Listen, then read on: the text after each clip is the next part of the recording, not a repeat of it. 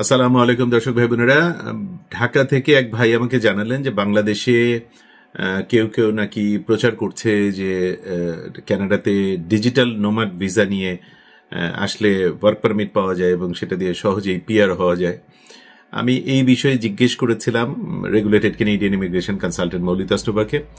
চলুন আমরা এই বিষয়ে বিস্তারিত জেনে নেই এবং এই উপকারী তথ্যটুকু আমাদের সোশ্যাল প্ল্যাটফর্মে শেয়ার করে আরো ভাই বোনকে জানার সুযোগ করে দিই। মৌলি রেডি?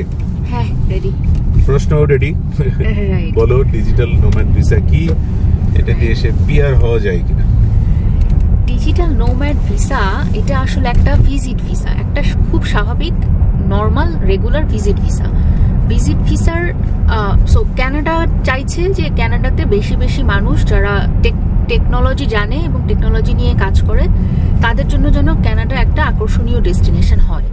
সেইটার উদ্দেশ্যে ওয়েলকাম করার জন্য এরকম ভালো ক্যান্ডিডেটদেরকে, ভালো এক্সপিরিয়েন্স মানুষদেরকে উদ্বুদ্ধ করার জন্য যে come to Canada, explore the opportunities, এই জিনিসটা এনকারেজ করার জন্য কিছু কিছু এই যে এরকম টাইপের প্রোগ্রাম, যেমন গ্লোবাল স্কিল স্ট্র্যাটেজি একটা প্রোগ্রাম আছে, তাই না? এই সব কিছু প্রোগ্রামেরই মূল কথা হচ্ছে যাতে করে এই স্কিলড মানুষরা যারা টেকনোলজিতে স্কিলড তারা যেন কানাডাতে আসে, কানাডা এক্সপ্লোর করে। যদি কোনো কেনেডিয়ান এমপ্লয়ারের সাথে তারা এর মধ্যে কাজের সুযোগ তৈরি করতে পারে তাহলে সেটাও welcome.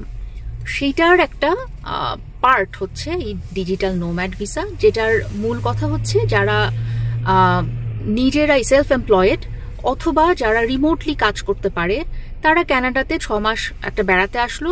During that 6 months period সে কানাডার লেবার মার্কেটে এনরোল করবে না, সে কোনো টেক পার্ট করবে না, তো তার মানে সে কোনো কাজ করতে পারবে না। সো ভিজিটার ভিসায় আসবে, সে তার নিজের সেলফ এমপ্লয়েড যে কোম্পানির জন্য সে কাজ করে সে এখানেই কাজ করবে, অথবা তার যদি রিমোট কাজের কোনো সুযোগ থাকে সেখানে সে কাজ করবে, আর এই সময়টায় সে কানাডাতে বেড়াতে পারবে, থাকতে পারবে অ্যাজ আ ভিজিটার।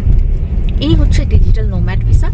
এবং এই ভিসায় কেউ যদি আসে তার ভিজিটার স্টেটাসটা ভিজিটারই থাকে এবং ডিউরেশনও ওরকম 6 মাসই থাকে, এরকম না যে এটা ডিউরেশনও বেশি থাকে, সেটাও না, জাস্ট এটা একটা নামকরণ তাহলে যে, এবং তার এসে কোনো রকম কাজ করার অনুমতি থাকছে না, ওয়ার্ক পারমিট থাকছে না, রাইট।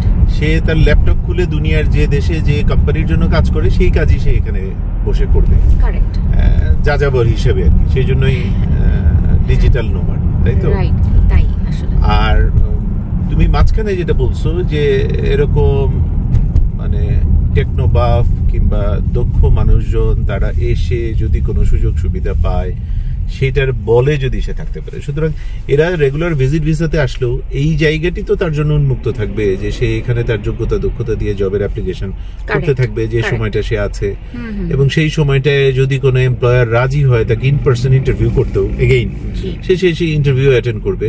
তারপরে যথারীতি তাকে এখনকার নতুন নিয়মে কানাডার মাটি ছেড়ে বাইরে গিয়ে আবার রেগুলার একটা ওয়ার্ক পারমিটের অ্যাপ্রুভালের আবেদন করতে হবে, তাই তো? সো দর্শক ভাই বোনেরা, আশা করি এই জায়গাটি নিয়ে যারা জানতে চাচ্ছিলেন তাদের পরিষ্কার হলো, এবং সতর্ক থাকবেন, কারণ আপনারা জানেন যে নানাভাবে কানাডা নিয়ে একটা অংশ প্রতারণা ছড়ায়, বিভ্রান্তি তৈরি করে, জেনে করে না জেনে করে, এগুলো সম্পর্কে সতর্ক থাকবেন এবং সবসময় মনে রাখবেন যে কানাডার সমস্ত তথ্য সরকারের প্ল্যাটফর্মে উন্মুক্ত। পাশাপাশি আমাদের প্ল্যাটফর্মে আসলে আপনি 100% বস্তুনিষ্ঠ সত্য তথ্য পাবেন, উপকারী তথ্য পাবেন। সবাইকে অনেক ধন্যবাদ, ভালো থাকবেন, আসসালামু আলাইকুম।